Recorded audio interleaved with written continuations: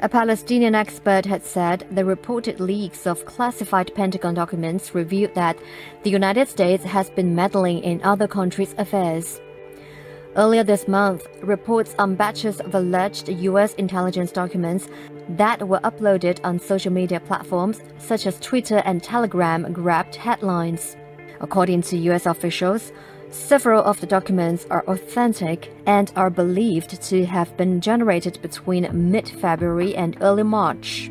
They contain extensive top-secret data related to U.S.-friendly nations, including Ukraine, South Korea, and Israel. وأظن أن تداعيات هذه الوثائق في تقديري تؤكد أن الولايات المتحدة تعبث بالأمن الخارجي لدول كبرى ولملفات كبرى في المنطقة.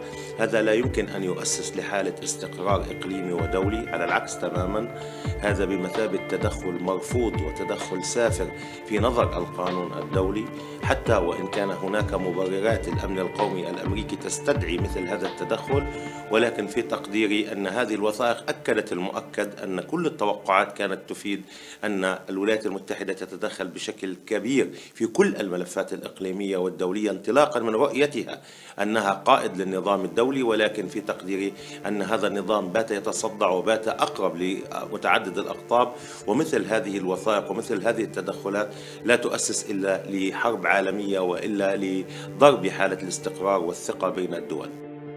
He also warned that such interventions could lead to escalated tensions among countries. هذا يؤكد أن هذا منهج للولايات المتحدة، لذلك في تقدير أن مثل هذه الوثائق لا تؤسس لاستقرار العلاقات بين الدول، على العكس تماما تصنع حالة من التنافسية التي قد تنتهي في مواجهة شاملة يدفع ثمنها